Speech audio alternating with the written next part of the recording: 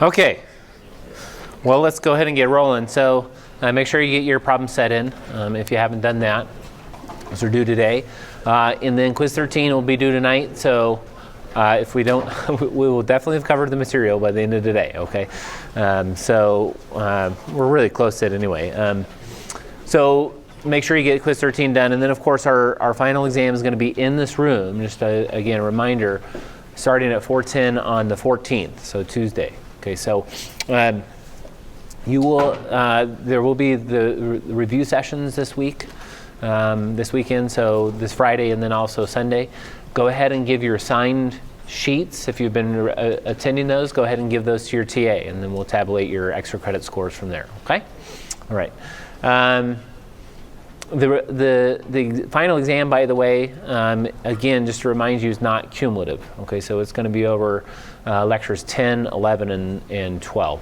Okay, so but it's not cumulative, not in the strict sense of the idea of cumulative. I've written it to be done in about 50 minutes, but again, I'll give you the full 2 hours, 4:10 to 6:10, so you can take that time. Okay, all right. Our riddle.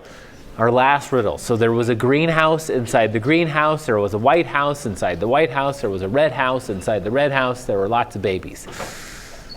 What is it? A watermelon. Exactly right. A watermelon. Seeds are watermelons. It's not the seedless variety watermelon that they sell now, but okay. All right. Watermelon was it. Okay. So we're gonna get to where we get to today, and then we'll be done. So let me just say this. I had this question at the end of class last time.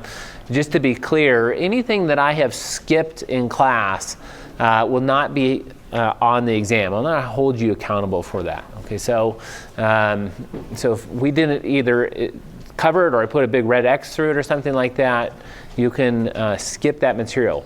If that material ends up on a study guide, skip it on the study guide, okay? If it ends up in a learning objective, skip it in the learning objective. I won't have it, okay? For the most part, as I looked at the learning objectives, we've covered most of those learning objectives though, okay? So I'll get good studying material for you there.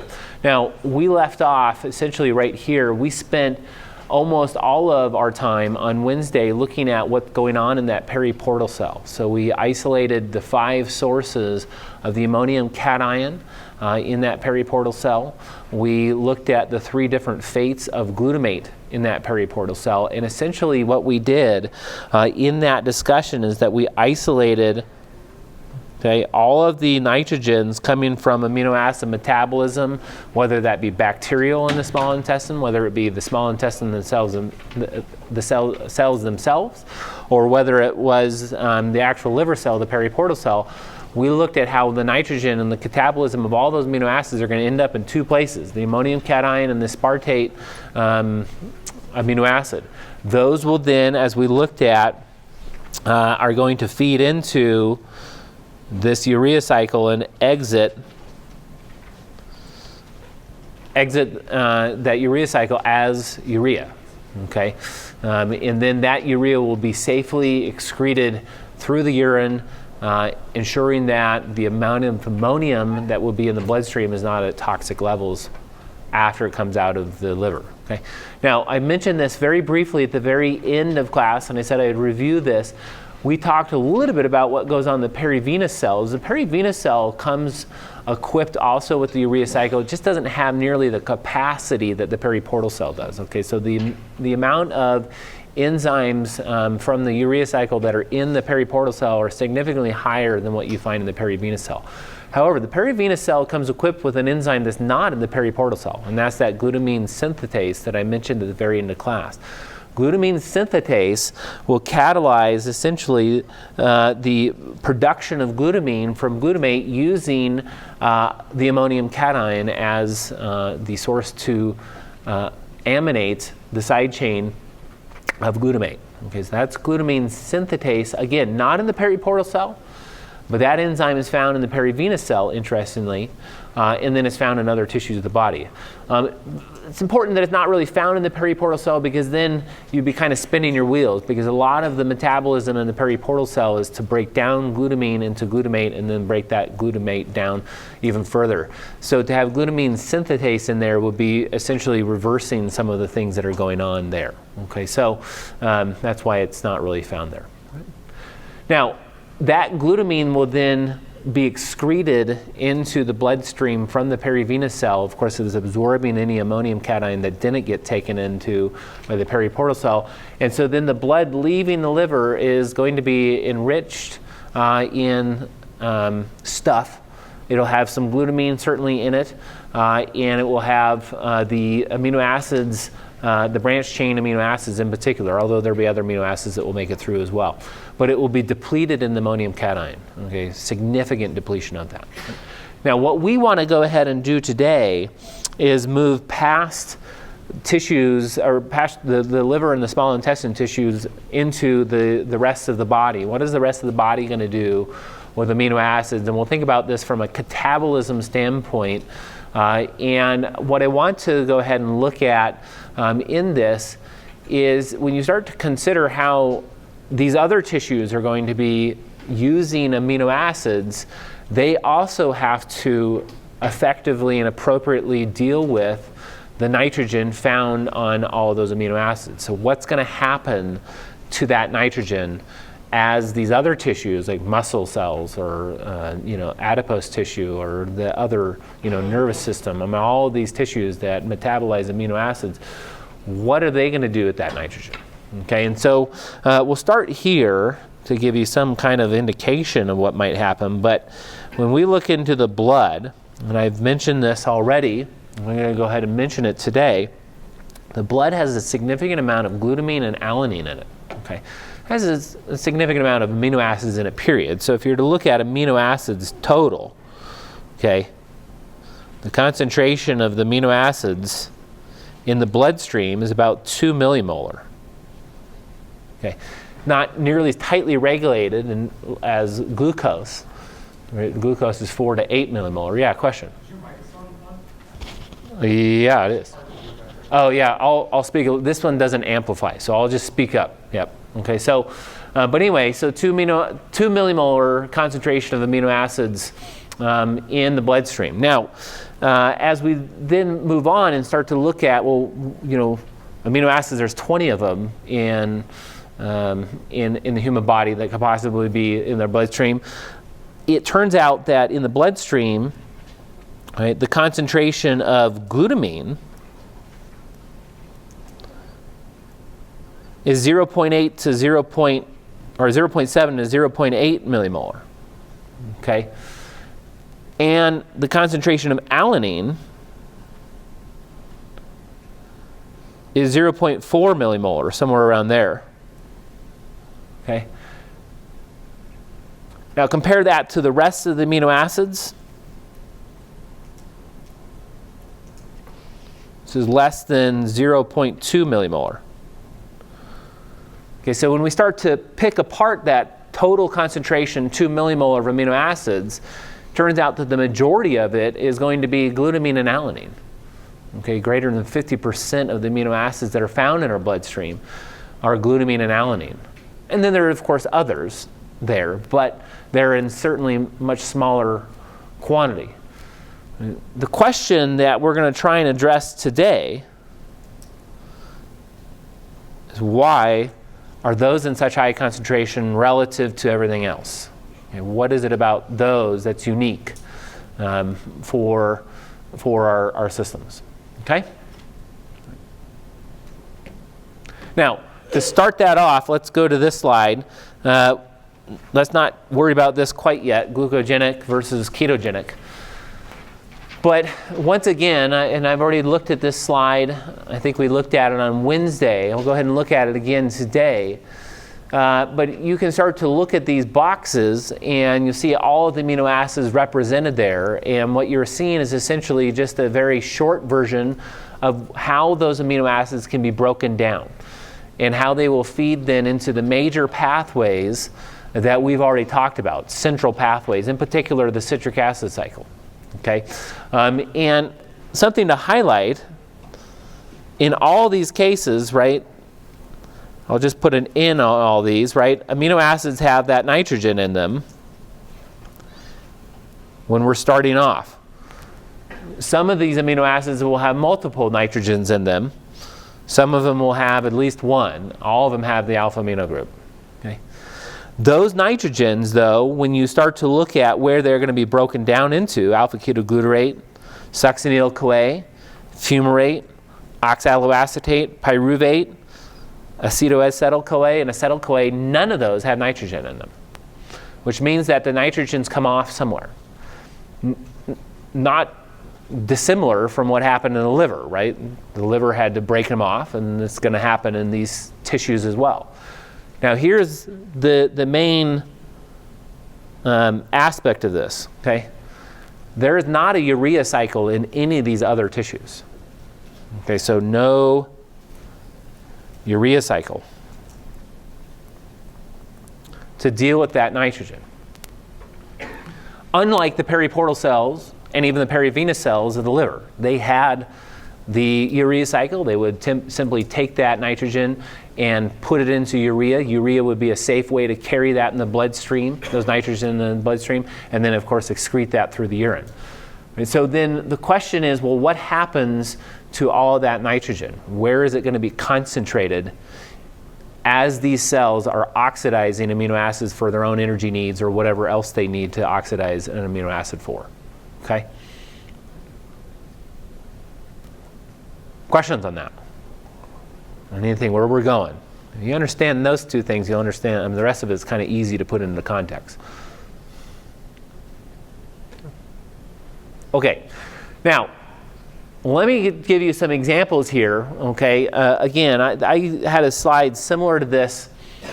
On Wednesday, we looked at tryptophan metabolism in certainly not a lot of detail. We'll look at a couple of amino acids here just to give you exposure.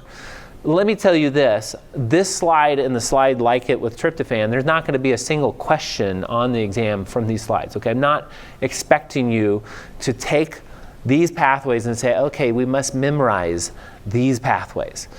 Don't do that to yourself, okay? Now, I don't want you to do that. I'm just trying to give you some exposure, okay? So we've talked a little bit about the branched chain amino acids, the fact that our liver really doesn't use branched chain amino acids. Well, here in, of course, these other tissues, branched chain amino acids can be used. So let me go ahead and highlight some of these for us. And I'll kind of focus in here on some of these, right? So here would be isoleucine. Here would be leucine. Okay, leucine in 6 steps can become acetyl-CoA. Isoleucine, they don't say how many steps here, can become acetyl-CoA and propanil-CoA. If we come over here, right, isoleucine, another potential metabolic pathway for this. Okay, actually that's the same one that we were just looking at. It's 6 steps.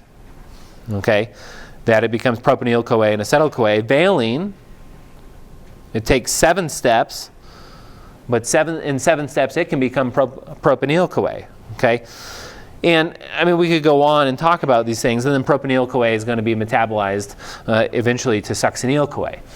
Okay, in fact, we talked about the metabolism of propanil-CoA to succinyl-CoA when we talked about odd chain fatty acids. Okay, so all of these amino acids, branched chain amino acids, can be broken down into these carbon-bearing molecules. Okay, now, what's happening to those nitrogens? All right, that's kind of the question that we have before us. So let's do this. We have isoleucine, valine, and leucine. Okay. These amino acids,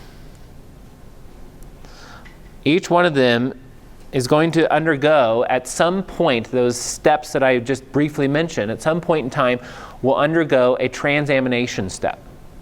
Okay, so they will be transaminated and they will become an alpha keto acid.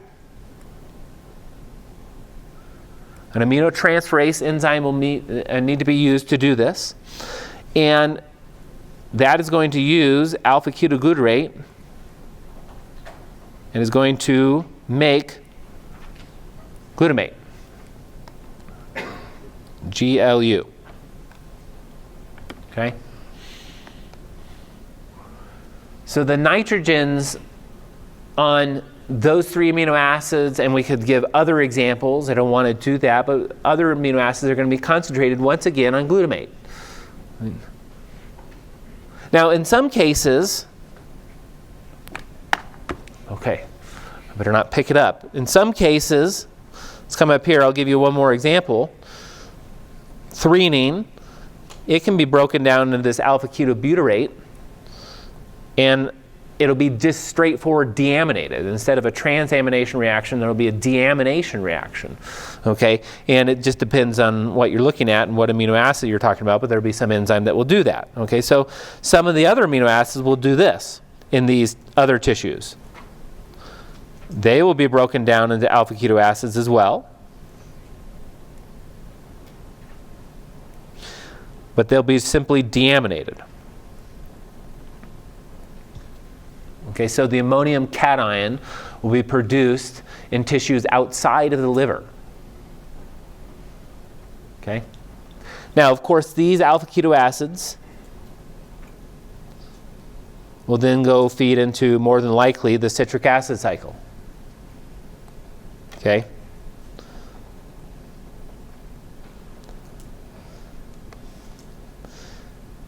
And from there, they'll enter into some biogenic or biogenesis pathway, or possibly be used for energy metabolism. Okay?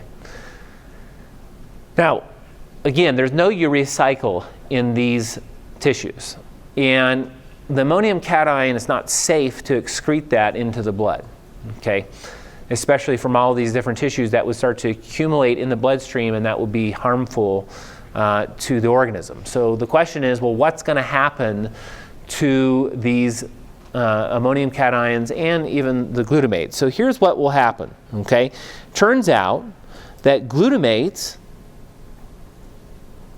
right, in many cases will undergo another transamination reaction and become alpha ketoglutarate, and pyruvate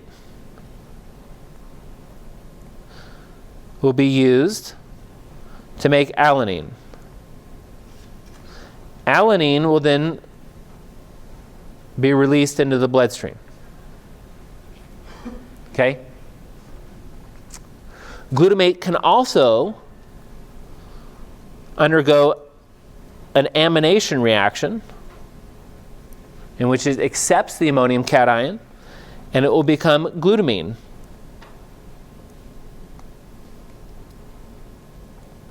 And glutamine will go out into the bloodstream. Right? This reaction is the glutamine synthetase reaction. The same reaction that takes place in the perivenous cell, but not the periportal cell. Okay.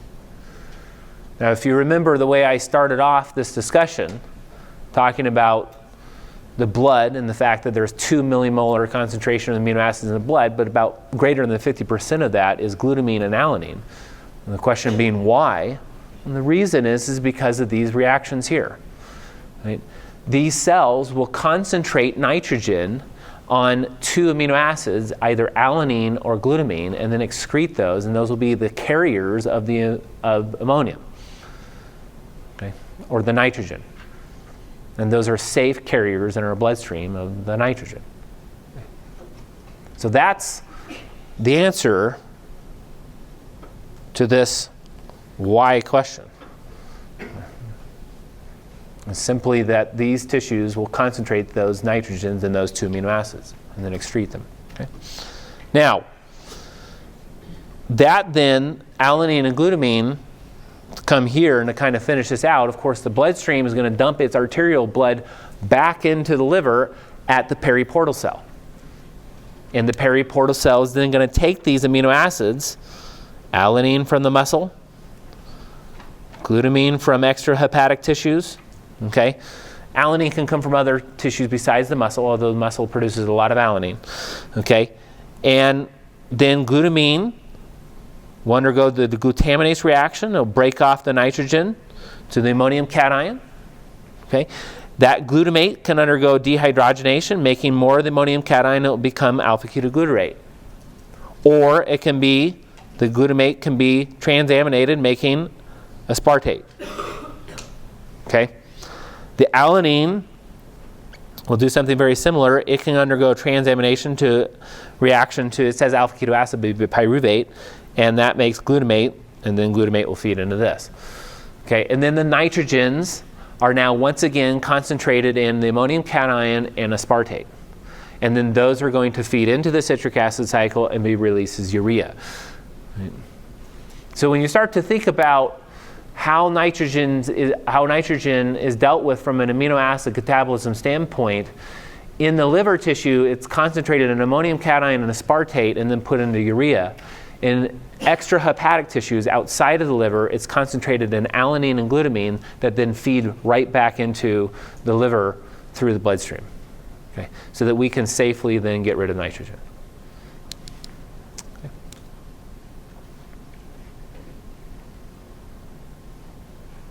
Awesome. Questions on that?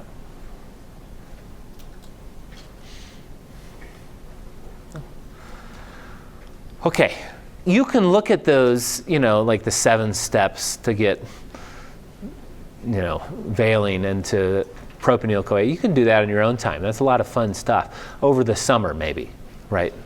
Fun summer activities. Okay, look at all those enzymatic activities. Okay? No questions? All right, awesome. Let's do this. Okay, one more topic here.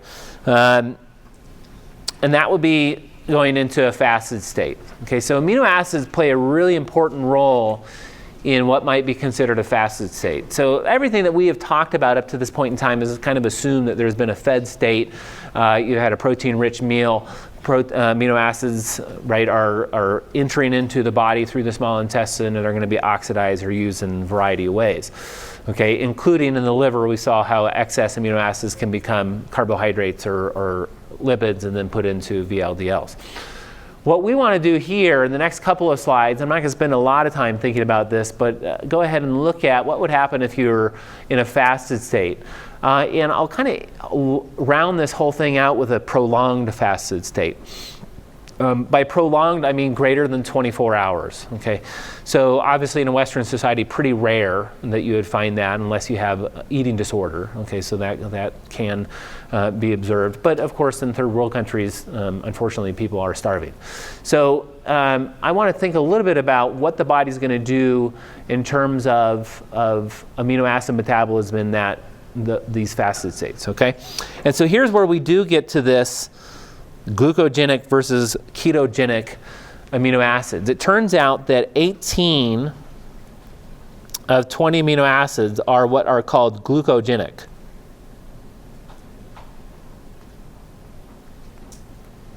Okay? By glucogenic, we mean simply that they can become glucose. Okay. Making a connection back to the citric acid cycle, they will feed into the citric acid cycle in an anaplerotic fashion. Okay, so if you look at this, all these colored boxes, I'm going to put a box around this kind of salmon color, I guess. Every single one of those is going to lead to the net production of oxaloacetate. Whether that's directly, right, to pyruvate, and then pyruvate will undergo carboxylation by pyruvate carboxylase to oxaloacetate, or directly, just simply by removing a couple of one nitrogen from aspartate, it can become oxaloacetate, or arginine can do this as well, or through feeding it into the citric acid cycle at one of these points. Every single one of those will lead to the net synthesis of oxaloacetate. Oxaloacetate can then become, through processes that we've talked about, glucose. That's important in a starvation state. Starvation or just a fasted state. 4 to 6 hours after a meal, blood concentrations of glucose in the blood will start to go down. Okay? And amino acids will then start to provide the materials to then make glucose. Now, the muscle cell is a really great source for those materials, Right? So if you're talking about prolonged fasted state, those individuals are going to lose significant muscle mass. And the reason is the body is going to start to take apart the protein in the muscle, ship those amino acids primarily as alanine and glutamine out into the bloodstream, and then the liver is going to grab onto those and make glucose to essentially feed the brain. Okay. Now, the only amino acids that cannot become glucose are this guy here, leucine, and lysine. Where's lysine? Oh, right below it. Okay, there we go. Okay. So leucine and lysine are the only two that do not have pathways that will allow for the production of oxaloacetate. Now you'll also see here, and this is important too, you'll also see these blue boxes. These are amino acids that are ketogenic. 7 of 20 amino acids are ketogenic. So we talked about ketone body production. When we looked at lipids, ketone bodies are produced only really in a fasted state. You need acetyl-CoA to do that. Many of the amino acids, 7 of 20 of them, will break down into either acetoacetyl-CoA or acetyl-CoA. Okay. And then those can make then ketone bodies. And then ketone bodies can be excreted into the bloodstream, okay, and feed the brain as well.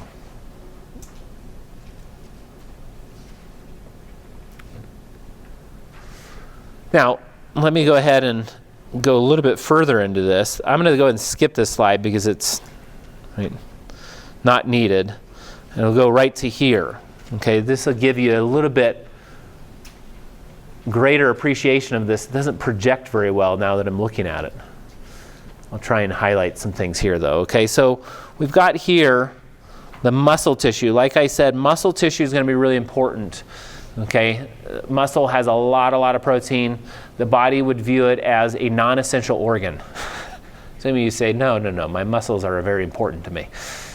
It's true. I mean, there's a good reason to have muscle. Motility is needed. Okay, some of us maybe pay too much attention to our muscles, but anyway, let's not get into that. But muscle is something that the body will start to break down. Okay, you don't need a ton of muscle mass to move.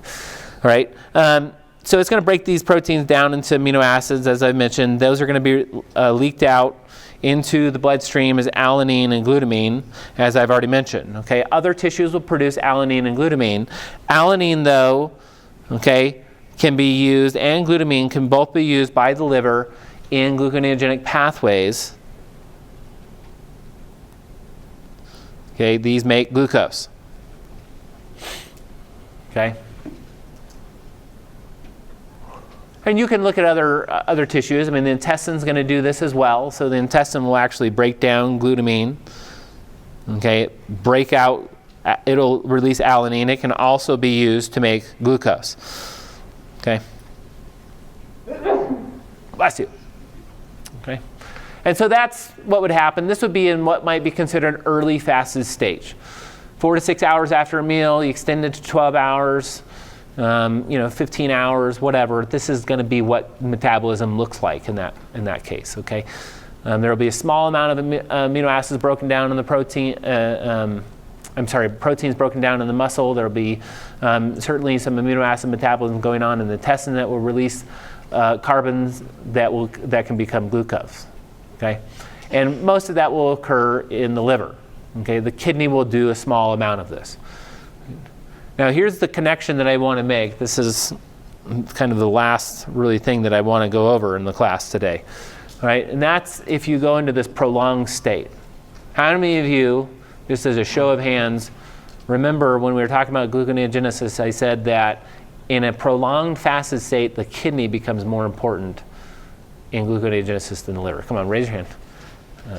Okay, some of you are like, yeah, I'm going to raise my hand. Of course I remember that. All right, I said that a long time ago. Go back on YouTube. It's on YouTube.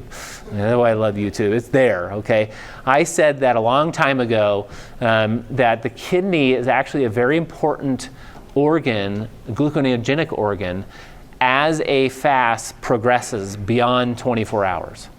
And then I said, but we won't be able to build the case for that until like the end of the semester. Today is essentially the end of the semester, and we have time to do this, okay? So when we think about this, if you are entering into a prolonged fast, beyond 24 hours, day-long fast, longer than that, one of the things that's going to be going on, okay, in the liver is certainly gluconeogenesis, but there will also be significant ketone body production, okay? And ketone body production, okay, we'll kind of come back to this slide, but let's go ahead and do it on this blank slide here. Ketone bodies, let's draw one of them here.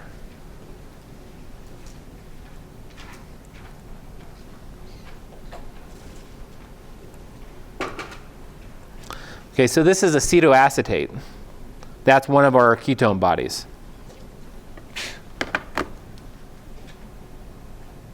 Okay, there we go. It came back. Good. Acetoacetate. That's going to be released into the bloodstream during a fasted state or during starvation periods of time. Okay, I mentioned this when we were talking about untreated diabetes. This will happen in starvation state as well. This will spontaneously decarboxylate and become acetone.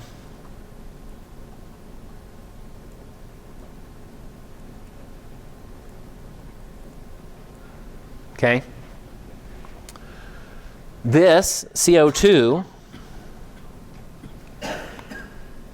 especially in the bloodstream, because in your red blood cells there's an enzyme called carbonic anhydrase that will carry out this reaction. It's one of the most efficient enzymes known to mankind. It'll carry out this reaction. It'll make carbonic acid from the CO2 that's coming off of the acetoacetate. Okay, that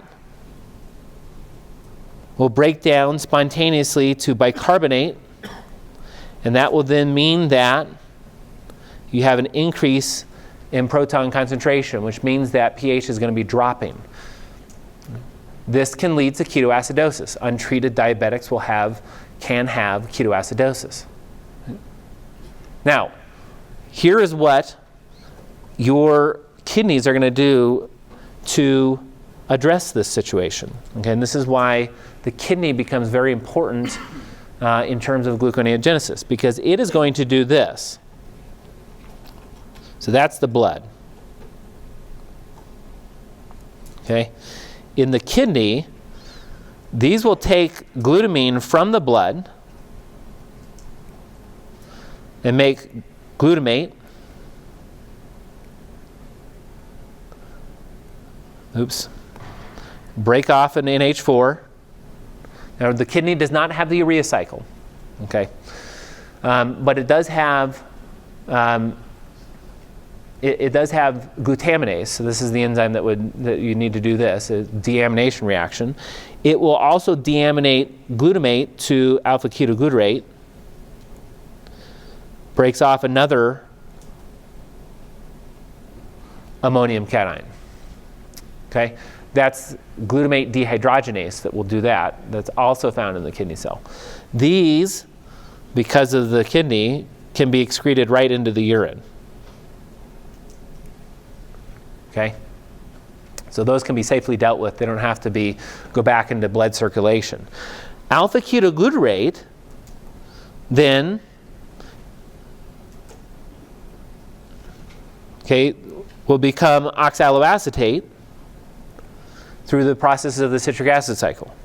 That's going to make HCO3. Oxaloacetate is going to be broken down further to phosphoenolpyruvate. That's also going to make HCO3.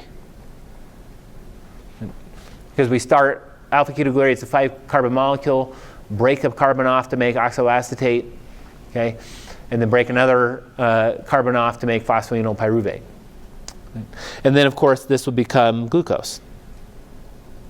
There's lots of steps in here, but this is going to go to the blood. Now, importantly, these are going to go into the blood. And if those go into the blood out of the kidney, then that's going to drive this reaction in the backwards direction. Okay? So that bicarbonate will pick up the protons and then hopefully raise blood pH back to normal levels. So the kidney becomes super important in this process in in-game starvation because it can produce the bicarbonate needed to then go out into the bloodstream. Now some of you say, well, why can't the liver do that? Isn't that the same pathway in the liver? I mean, the liver could absorb glutamine, and then it could absorb, then it can make glutamate and alpha-ketoglutarate, and then we know it can do it go from alpha-ketoglutarate to glucose and produce the same HCO3. Well, the problem with the liver is this. In the liver, HCO3 has to be used in the urea cycle. So it can't excrete it because it's making that ammonium cation and has to use that bicarbonate to make urea. Okay, whereas the kidney just gets rid of the ammonium cation right into the urine, directly into the urine, and then can release the bicarbonate to raise blood pH to avoid ketoacidosis. Okay?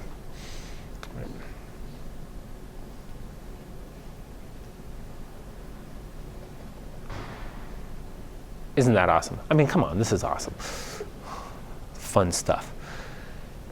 I honestly thought that I would have